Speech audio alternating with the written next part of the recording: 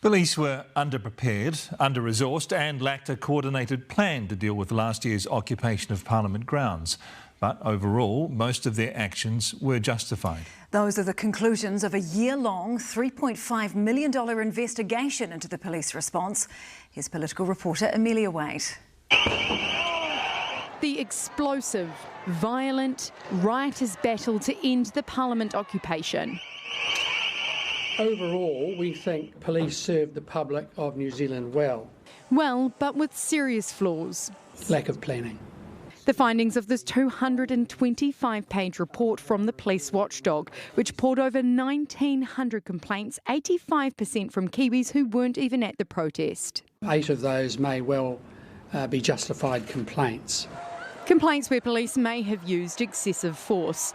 Newshub contacted some of the groups known to be at the protest. They didn't respond. Firstly to note, 8 actions over the thousands of interactions that occurred over those weeks is remarkable in itself. Right from the first day, the police underestimated the protesters. Despite having intelligence that up to 1,000 cars were headed for the capital, police didn't have a traffic management plan.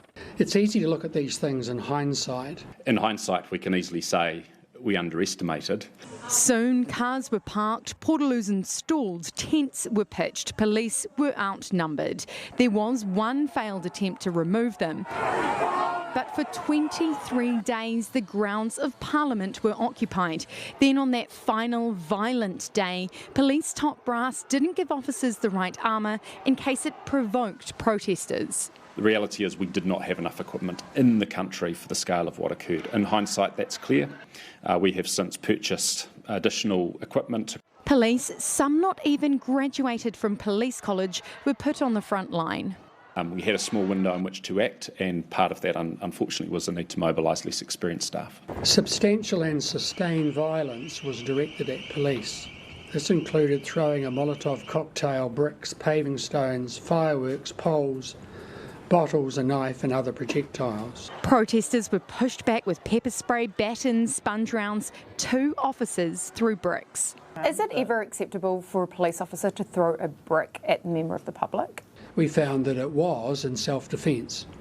The riot could have ended in death. There's always a risk if someone is throwing a brick at someone's head. The report also found our arrest laws lacking. On the 10th of February, 108 people were arrested, but police lacked the capacity to deal with it. Evidence wasn't properly processed and some charges had to be withdrawn.